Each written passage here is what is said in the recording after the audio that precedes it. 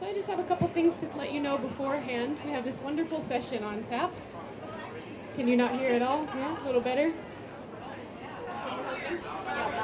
We're working on it. Thank you. So I'd first like to thank our many sponsors of this session. There are so many people who work to be able to get bell hooks here. We have great respect, and we want to thank them. So we've got a lot of people. The College of Social and Behavioral Sciences, that's us. The Department of Religious Studies and Classics, who has also done a really huge part of fundraising and being able to get her out here. The Office of Diversity and Inclusive Excellence. We've got Africana Studies, Gender and Women's Studies, the UA Poetry Center, the UA Center for Buddhist Studies, the College of Humanities, the College of Education, Upaya Sangha of Tucson, and the UA Department of English. So as you can see, it takes a village, but we're really pleased to be able to welcome everyone here. Yeah.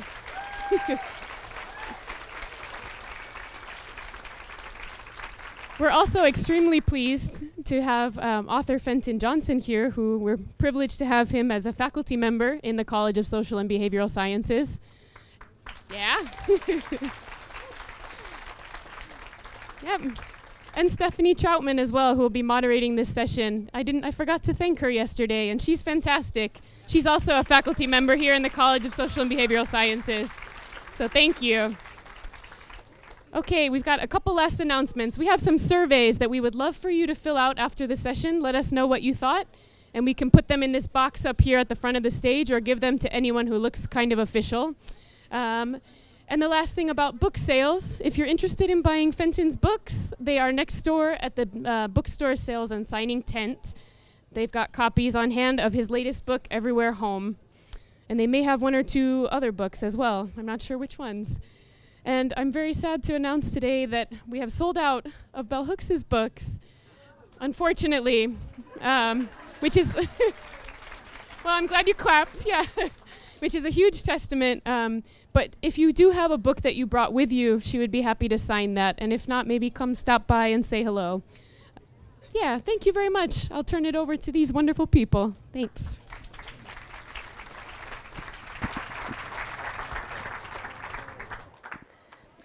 What a beautiful day to be here at the Tucson Festival of the Book, Day 2.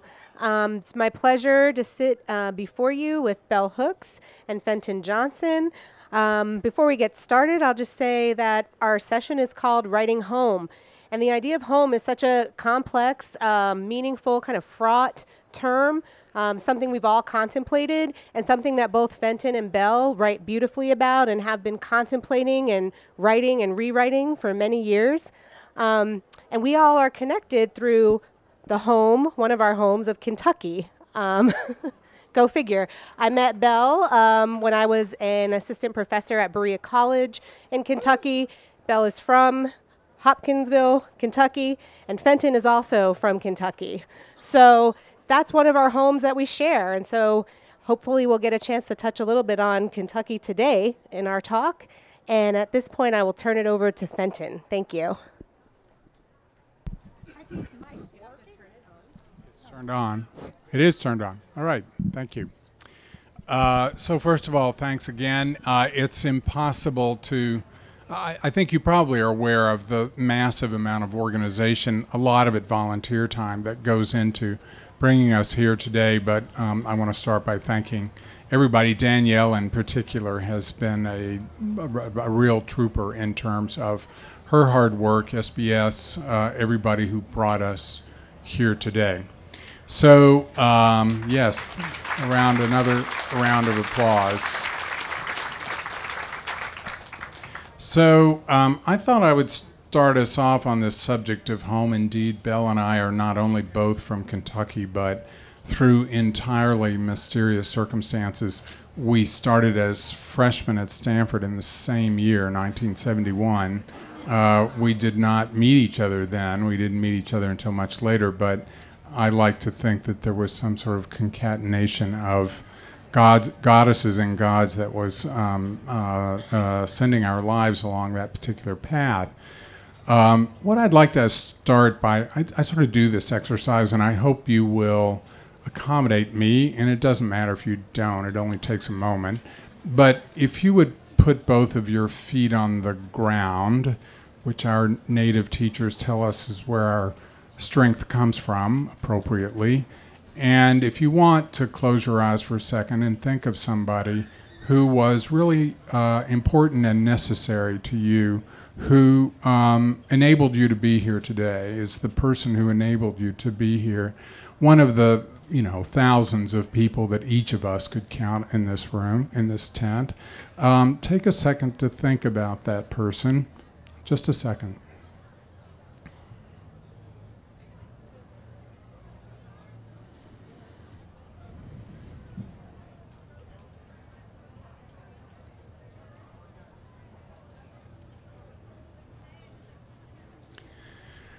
All right, I always like to say we now have 3 times as many people in the room, because we do.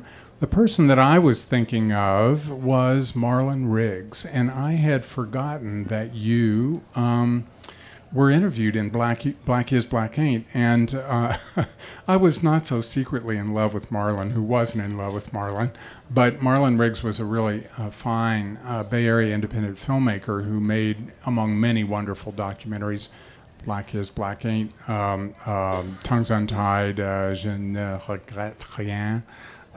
So it was nice to have I was doing some research and Marlon's name came up and I was excited about that. I want to say a word about home, to kind of kick us off. Home is a concept that is, as you may know, fairly significantly unique to English. Most languages do not have an equivalent word for the word home as we use it in English, with all of that resonance. I think, in fact, that the word began to take on that resonance in around the 18th century, when we began to destroy our environment at a pace that made us retreat to a place that we wanted to have, that was protected, that was safe, that was the place where the seat of our emotions. The etymology of the word supports that. It really took on the resonances that we associate with it in English, starting in the 1700s, and I think it has something to do with that. I want to read a paragraph out of Everywhere Home that addresses that, and then maybe it'll be a foundation for our discussion.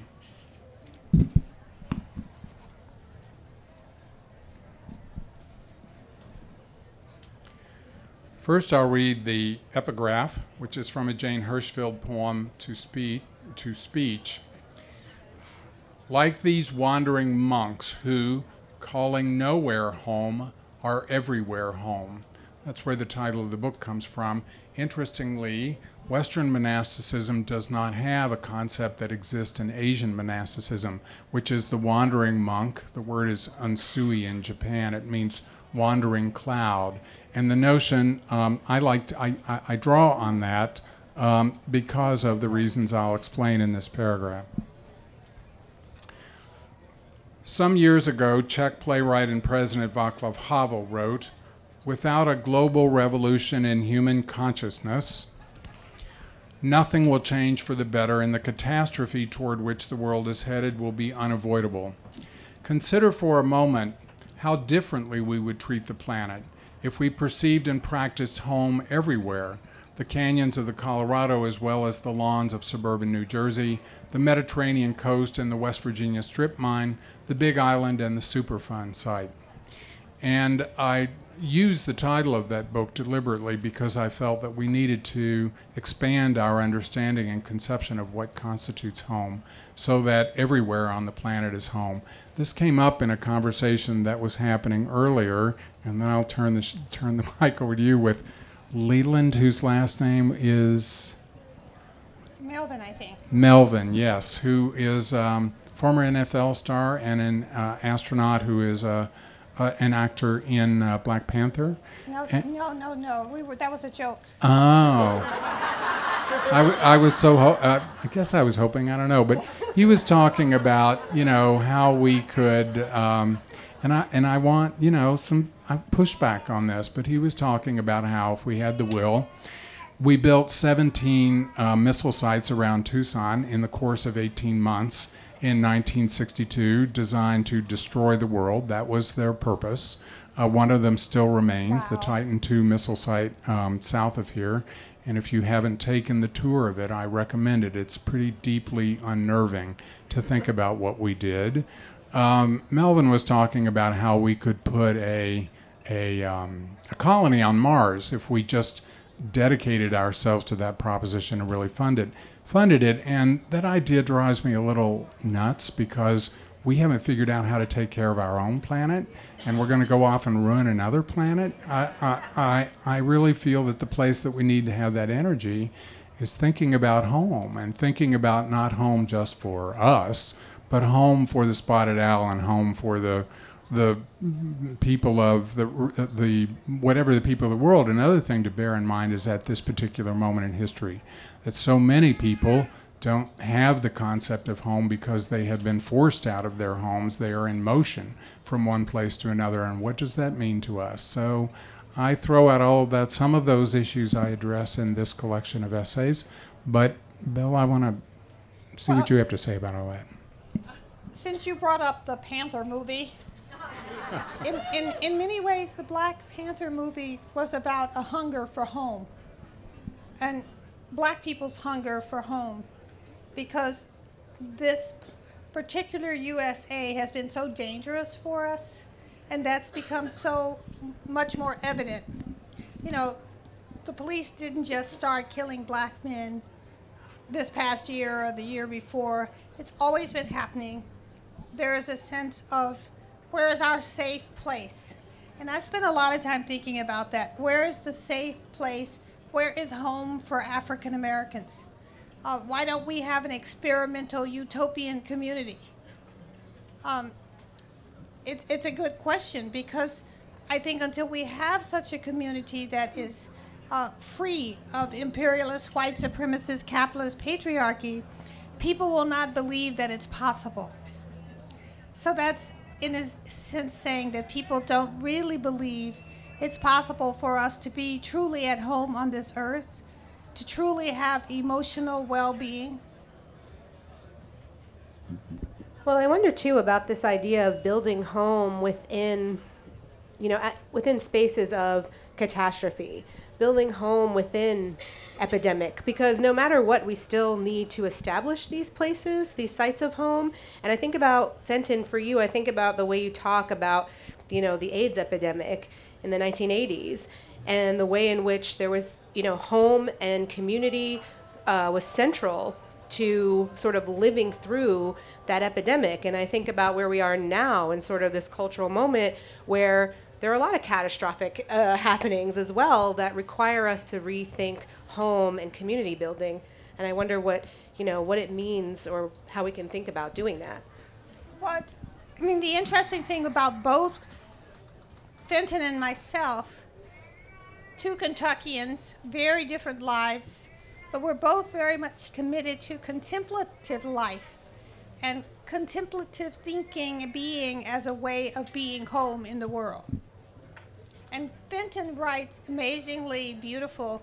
I was thinking today about how there are books that we never really hear enough about. And I would say Fenton's books are one of them.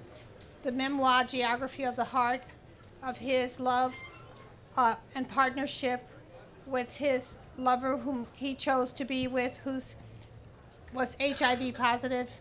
And many people didn't understand that. Like, how can you choose to have a relationship with somebody that you know to be HIV positive?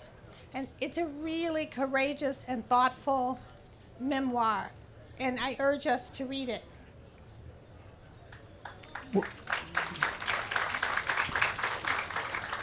Thanks to Belle for that. And let me say that one thing that we share that is pretty interesting, considering how different the backgrounds are that we came from. As many of you know, some of you know, I grew up a couple of miles from the Abbey of Gethsemane, where Thomas Merton wrote, and the monks would sneak out of the monastery at night and come to my parents' house and drink beer and smoke cigarettes and watch football on television. I was named after a couple of those monks.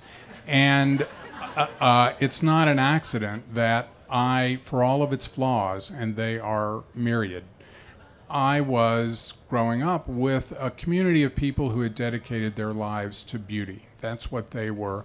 That's what they gave their life to doing. And I saw how that could work in some particular and interesting way. And I read that Václav Havel quotation at the beginning because we have to figure out how to change our exploitative consciousness to a way where we instead dedicate ourselves to the pursuit and the celebration of beauty, which is this can be done. This is not an ideal. It has happened before in the past.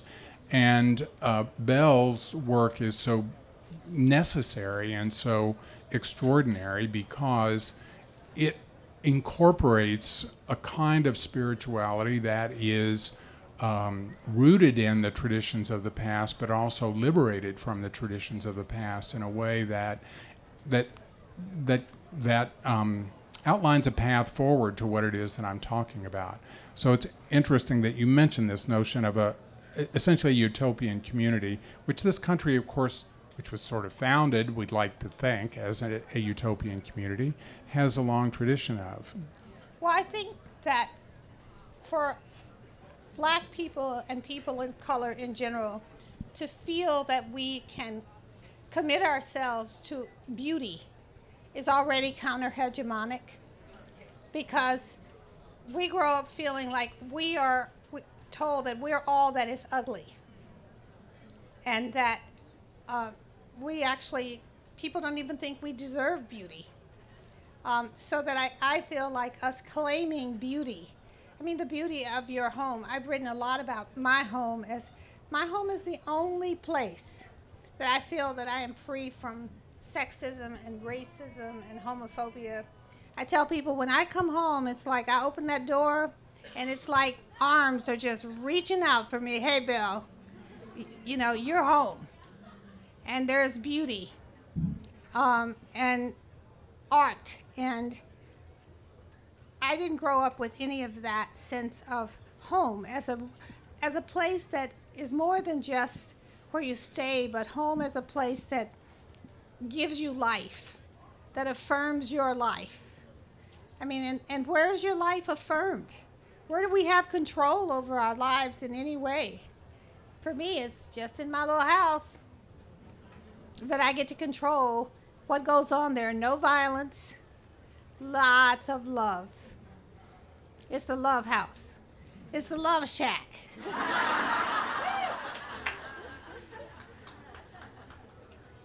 So I think it's interesting, Fenton, to think in terms of, because you and I have struggled around the issue of love, of how do we use the idea of home as a way of making love, not the idea of having a partner, but having a relationship to the world. Okay, I'm just going to confess. In this whole period of Trump and other things, I began to really have problems with white people in my life, with the whole idea, of unenlightened white people and how to cope with them. And I began to feel even my church, which is predominantly white, I felt like I couldn't go to it anymore because of the narrowness of people's thinking. And so, thinking about home, we used to talk about having a church home. People would say, do you have a church home? And I don't have a church home because I feel I'm in the midst of this whiteness that is really toxic. And I think that for the first time in my life, I feel more afraid of toxic whiteness. I feel it could come at me at any point, especially living in Appalachia and the Bible Belt, in a place where hate is produced. It's interesting I left Kentucky because at 17 years old because I was gay, and it was quite clear to me that it was literally true, that I had to leave in order to survive. I didn't have a word for it at that point, but I understood that there was no place for me in that particular place. And it's interesting to me that, people back there, it took years before the bookstores in Louisville or Lexington would program me to read or whatever, because I was out in San Francisco and I was kind of kryptonite in a certain manner of speaking for many years. People encouraged me to come back there, and it's interesting to me that you have moved back there. And I think that's so courageous, in a small town, no less. I moved back to Kentucky because my parents were aging, and I knew they were going to die. My father loved to say, "Glory, I'm not going to be climbing up the mountain. I'm going down the mountain." And that seemed to be so typical of us Kentuckians, to have that mountain metaphor, because one of the things that's happening in terms of the destruction of our planet is the destruction of our mountains. And I feel, it was so interesting because when Gloria Steinem and I were buddies, and when I told her that I was moving to the small town in Kentucky, she literally said, "Who will be your friends?" And I realized when I left Kentucky that people had this whole sense of Kentucky as this backwards, awful place. And I was recently inducted into the Kentucky Writers Hall of Fame. And what I talked about was growing up in racial apartheid in Kentucky.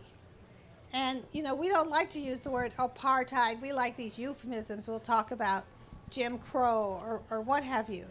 But it was racial apartheid, and as black people, we lived in fear of our lives. It's not a fear that people talked about. It was like, to me, it was like a fever, a low-grade fever. You knew that you had to watch your step. You had to watch who you talked to. You had to watch where you traveled. And so for me, that was one of the reasons that I left Kentucky as well, Fenton, that sense that I would never really be free in Kentucky. But one of the things I say to people is, I've found that the rest of the nation seemed to be going in the direction of Kentucky. So I may as well go home. And Kentucky, I felt like I could claim Kentucky as my home.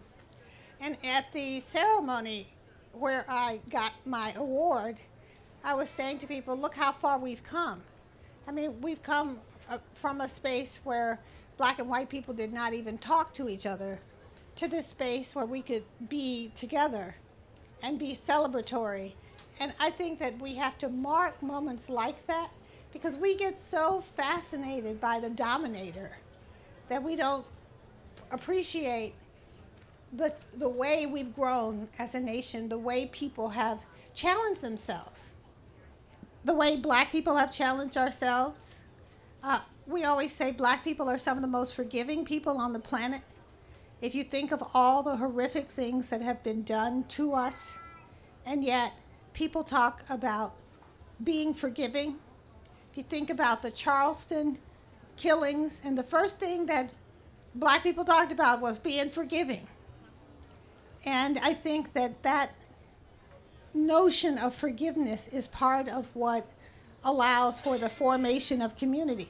I don't think I would have been able to go back to Kentucky had I not forgiven my parents for the myriad levels of dysfunction that we lived within growing up.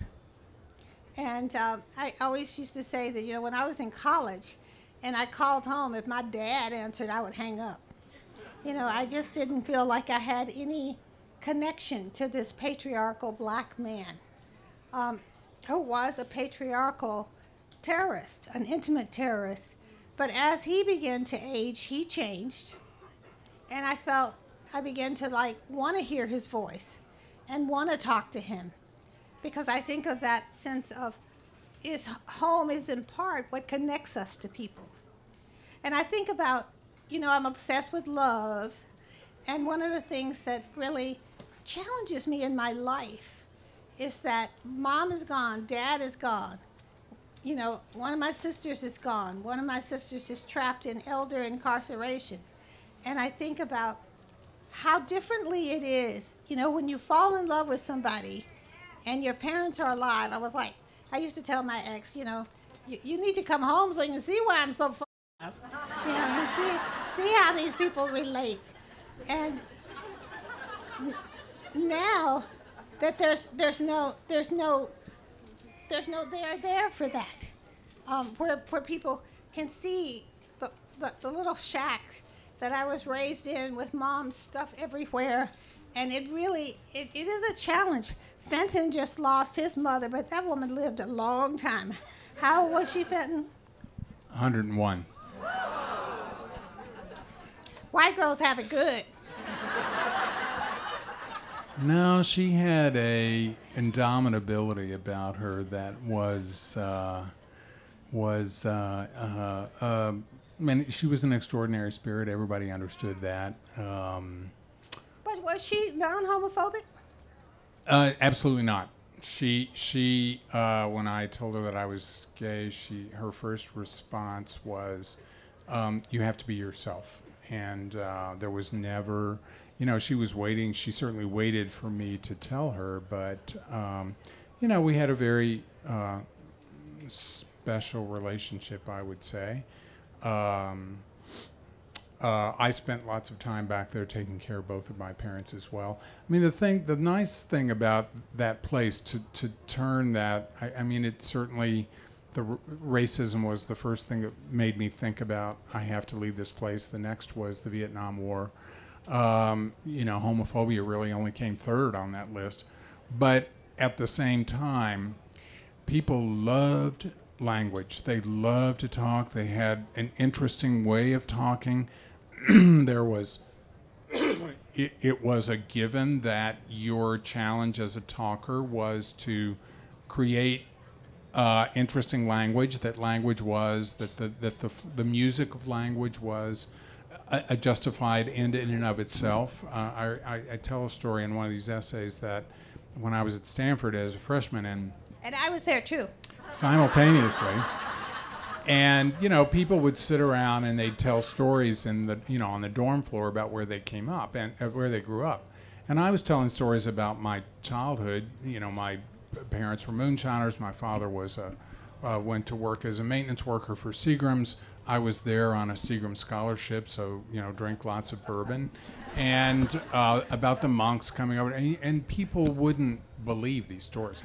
They thought I was making all this stuff up because the world was so alien to the world that they grew up in. But in the middle of these stories, at some point, somebody would invariably say, would you get to the point? And I was legitimately mystified because I understood that there was, the story was the point, the journey was the point. There wasn't any place that it was supposed to go to. It might eventually get there, and everybody understood that a good storyteller was always going to take a circuitous path that would somehow come back to wherever it had started. But the notion that it had a point was not, and that for a writer and a reader, both was an enormous gift. And I guess what I want to do is let's do some time for Q&A from folks, but turn it over to Stephanie with the notion of, I don't know if you have any more questions for us, but this notion of where each of us finds home.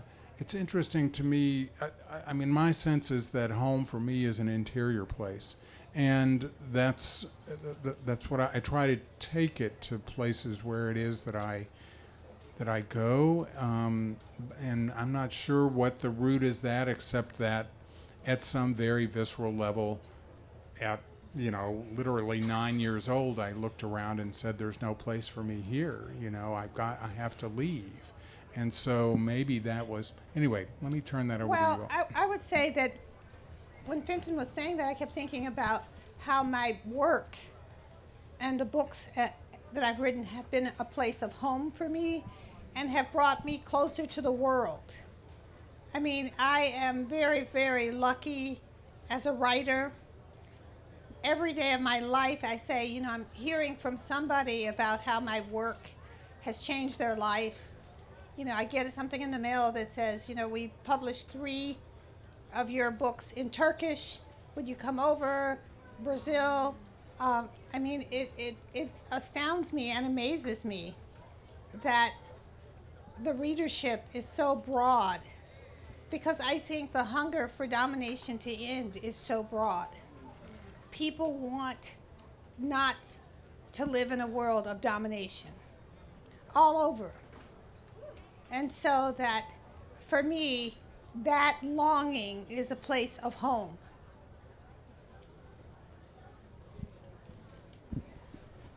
So a lot to think about, and a lot that we could kind of continue through the Q&A and the discussion. And I guess I'll just contribute that one of the quotes that always fascinates me by Virginia Woolf, she says, as a woman, I have no country. My country is the world.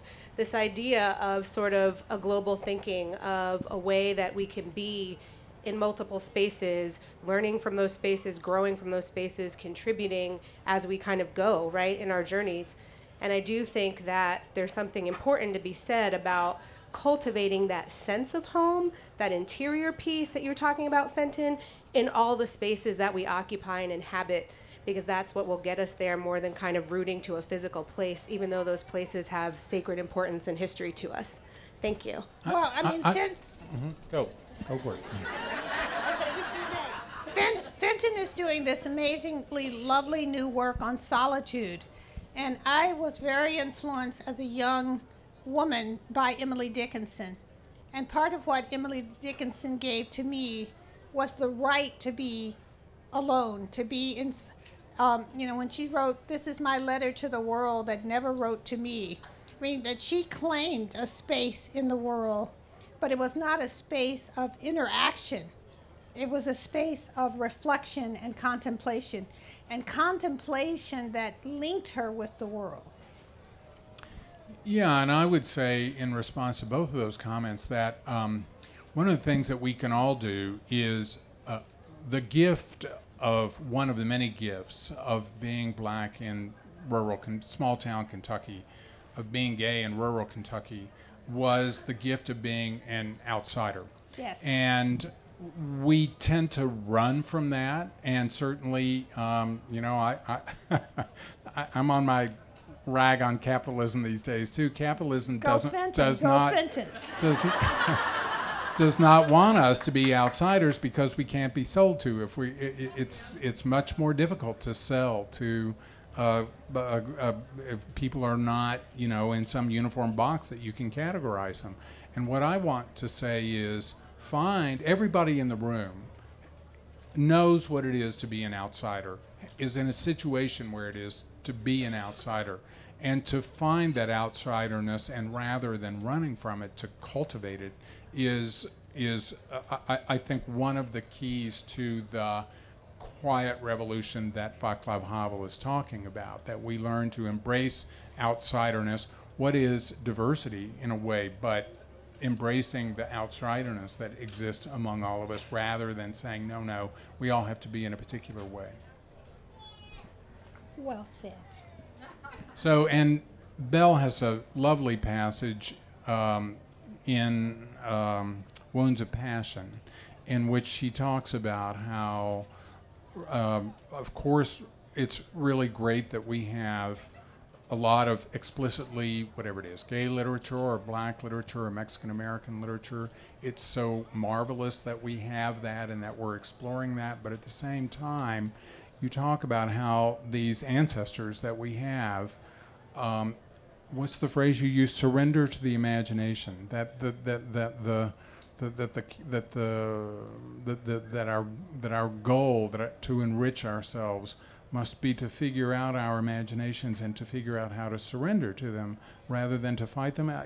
Am I getting that right? Well, I think that for certainly oppressed and disenfranchised people globally, imagination has been one of the ways to liberation, to think differently. I mean, even, growing up in that oppressive Kentucky household, what liberated me were books and the imagination and opening my mind, so that I could also, in the Buddhist sense, have empathy and sympathy for my parents and for where they were coming from, as crazy as they could be at some time. So that sense of the use of the imagination. And Toni Morrison has talked about the fact that as she goes around into public schools, that lots of children don't know how to imagine because they've been so used to looking at a screen that they can't really dream and imagine. And so think about how fascism loves that. You know, if we can get people to shut down their capacity to imagine, that's like shutting down life. We're going to go to Q. And I'll say a word about just in our Festival of love for all of you who read books, even if you read them on a screen. But the thing about a book is a good book is the ultimate interactive experience because it's not completed unless, serious literature, it's not completed unless you put your mind and heart to the task and you finish the picture that the writer has given you sketches of an outline for, but you are the person who completes a good book demands that you participate in it, and in that sense it is inherently an exercise in the imagination. And transformation, because those people who say your book changed my life, what they're really saying is they read into the book. That's right. They found something of themselves that the book enabled them. It uncovered it or enriched it so I just want to say thank you to all of you all. So maybe that's a good Q&A moment. Q&A point.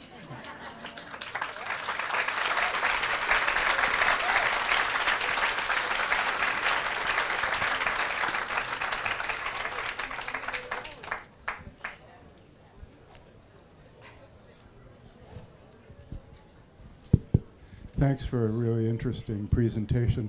I wonder if you might play with the word home just a little bit.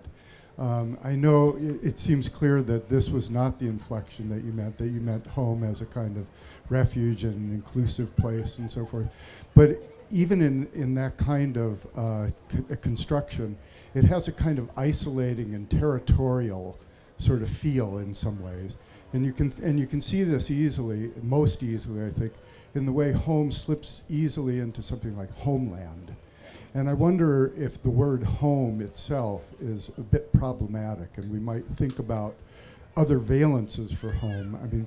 Particularly in light of people who are now, in one way or another, homeless or on the road. But I'm really thinking much more about the sort of security way in which fascism has moved the term home into homeland, and you can see it in survivalist mechanisms and so forth. So the word itself seems a little troubled. Well, I think that's a good commentary because, it's not like we're living in just one layer of something. So that is definitely part of fascism is that production of fear that says home has to be a place where you're safe. And I think going back to Fenton's comment about diversity, the whole thing about diversity is that we're not safe. We're not safe when we love people unlike ourselves. People are not safe when they choose to love people, as Fenton did, who are HIV positive. So that, in a sense, that interrogation of the notion of home as a place of safety is crucial to thinking in a liberatory and radical manner. Why do we need to be safe? Why don't we need to risk?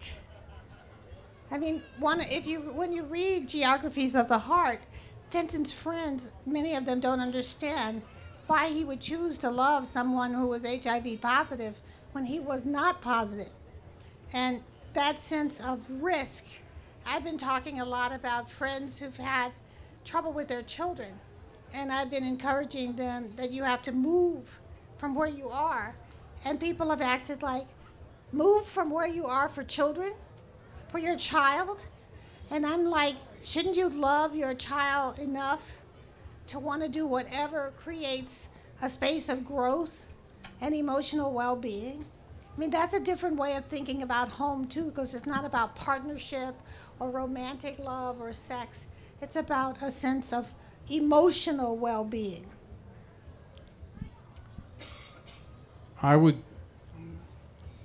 Bell's made reference a couple of times to the experience that I had in, I was living in San Francisco in the 1980s and the first half of the 1990s, which was the height of the AIDS epidemic. And at that particular point, San Francisco was arguably the hardest hit city in the world because of the large gay population, the small neighborhoods, the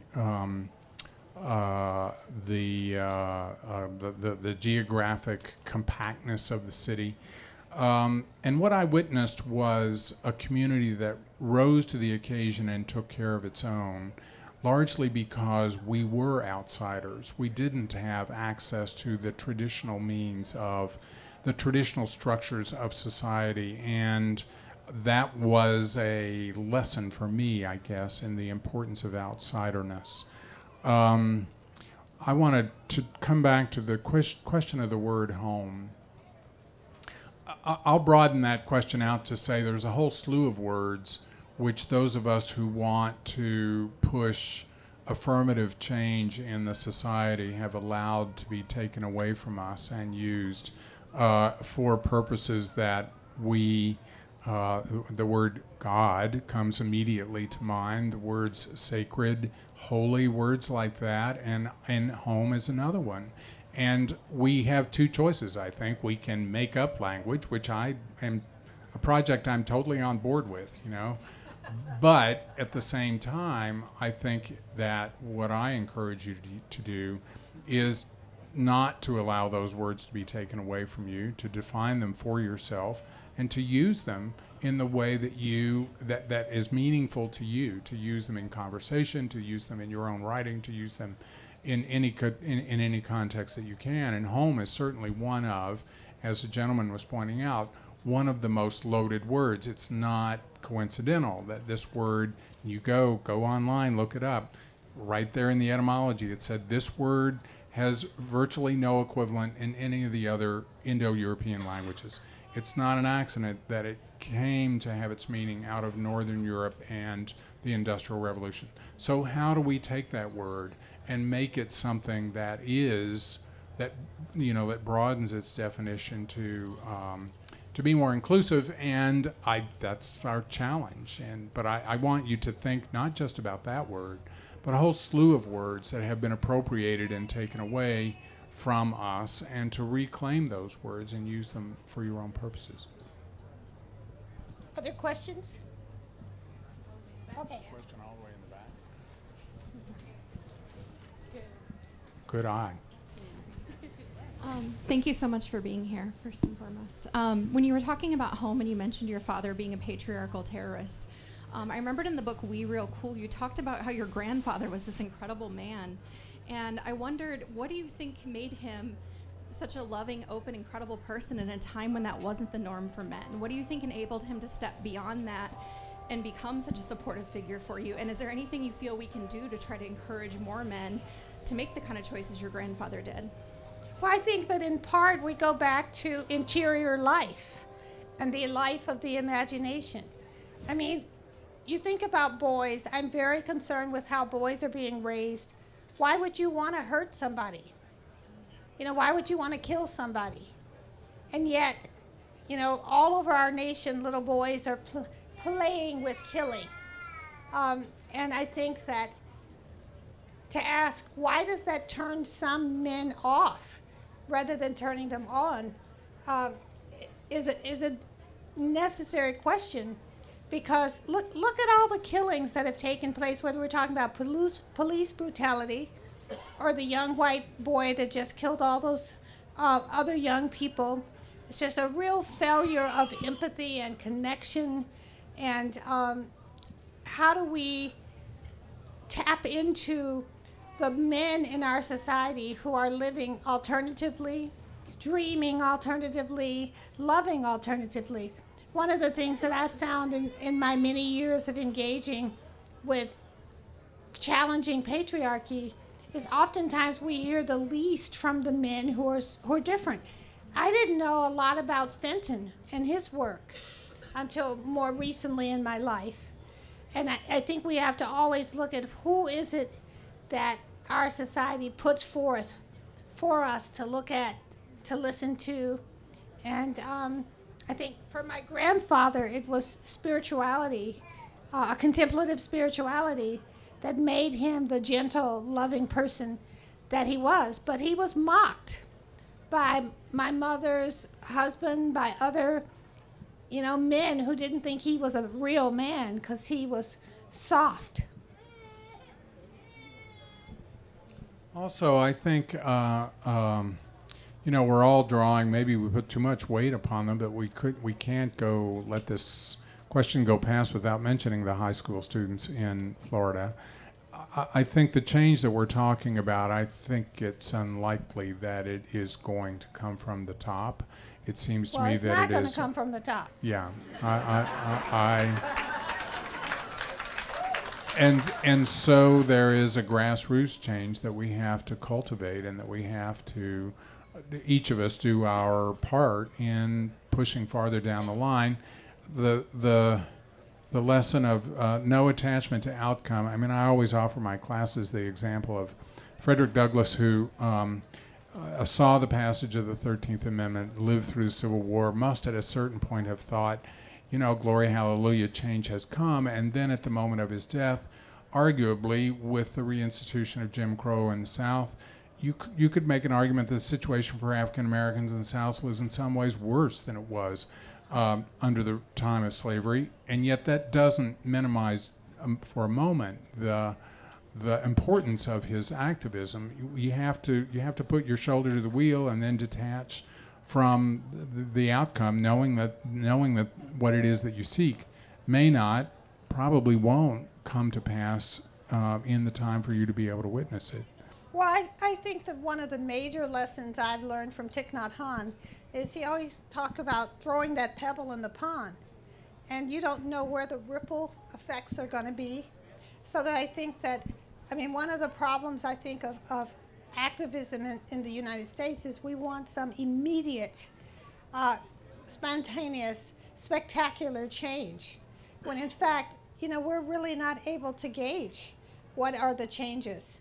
I have had so many white students who took my classes and were resentful and angry, and then come back years later to say, I went to China to do such and such, and I was the minority, and I see now so much of what you said that I didn't understand before. And that's where this notion of the imagination, the main thing the imagination does is that enables us, it's our mechanism for putting ourselves in the place of other people without actually having to have the experience. We can imagine what their experience is like. Exactly. And therefore we can act on that and participate in it. Another question here?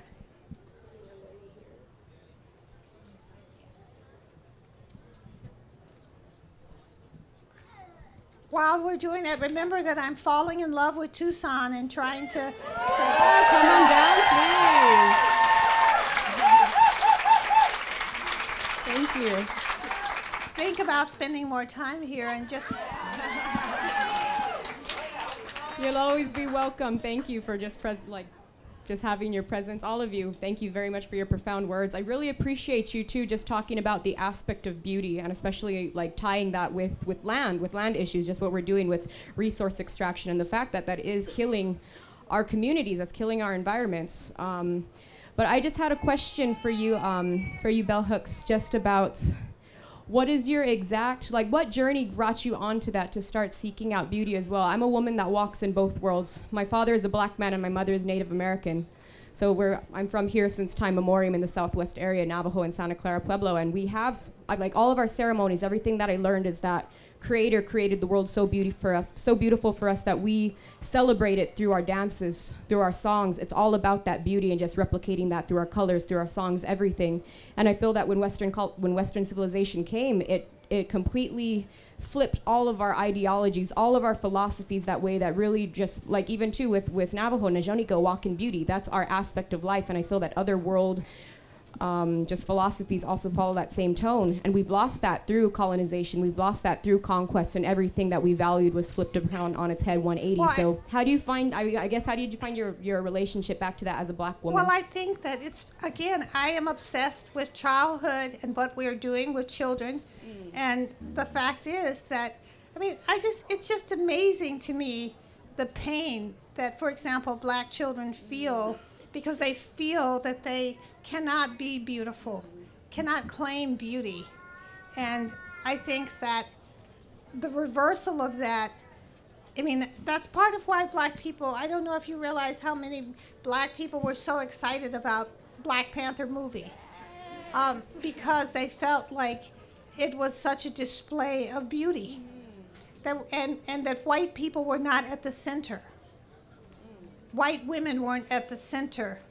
And isn't that amazing to think that we're in 2018 and it's taken that long for us to have cultural productions that don't place whiteness and white supremacy at the center. I really believe one should read poetry. I think a lot of my relationship to beauty as a child came through the African American poets like Langston Hughes and Georgia Douglas Johnson. And I, at the Bell Hooks Institute, in April, I'm having this little conference called Revolutionary Love, Poems to Decolonize the Mind. And so that we're looking at how does poetry work in our time to change how we think about something. And one of my favorite poems, which you can look up online, the Shea Butter Manifesto.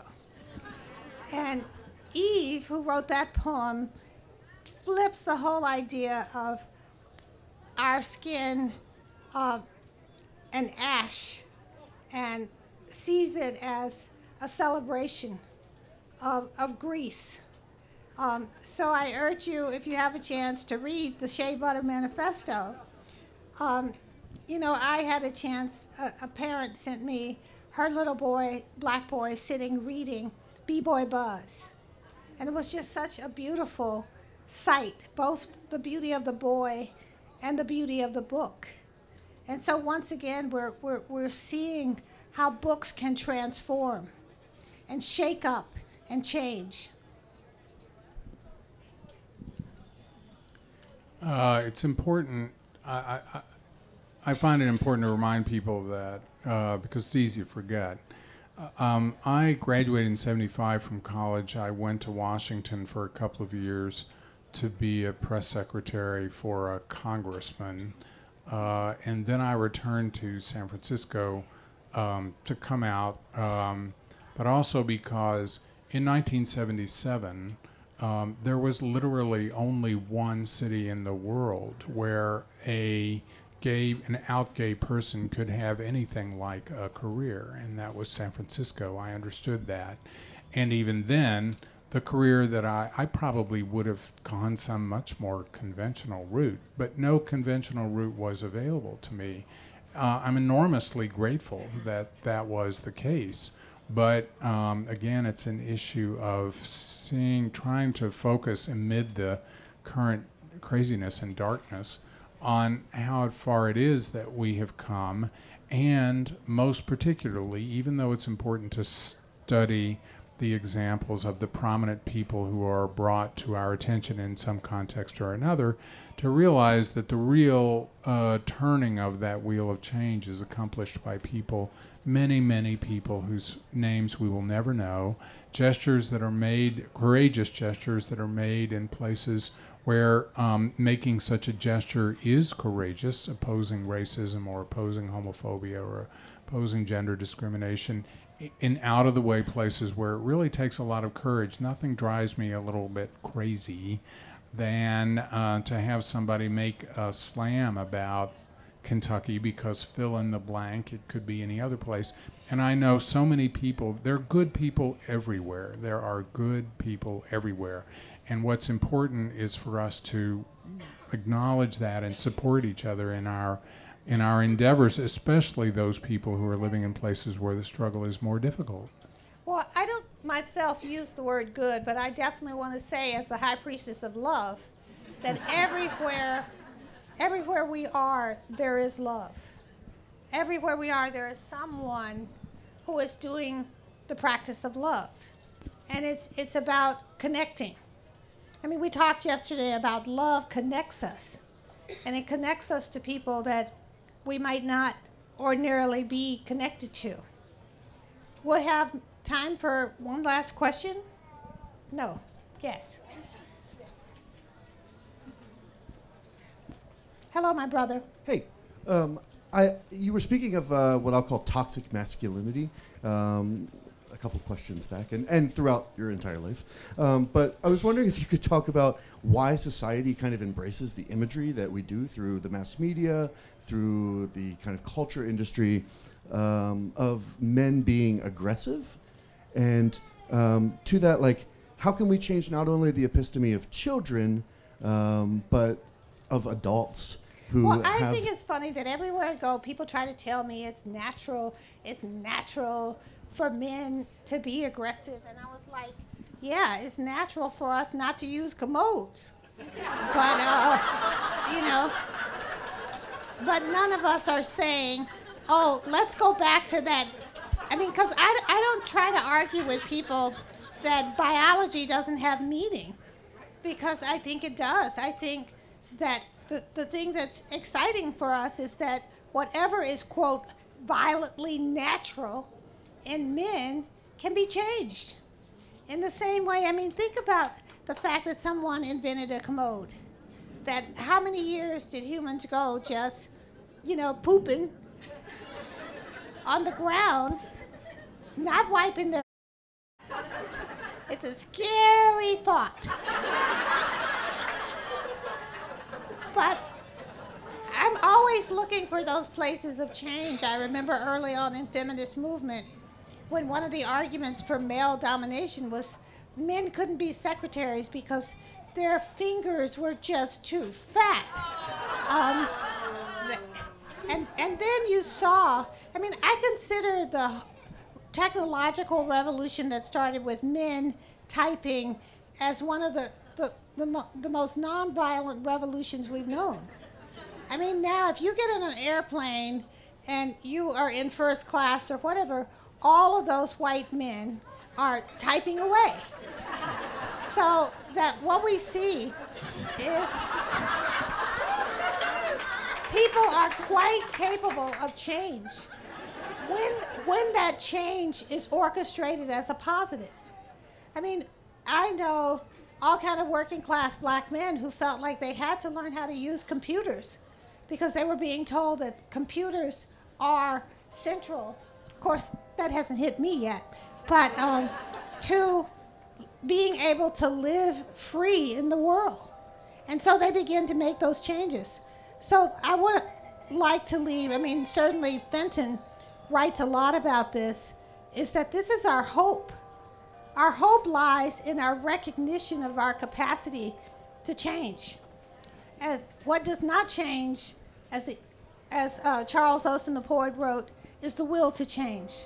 So let's get out of here and make some change.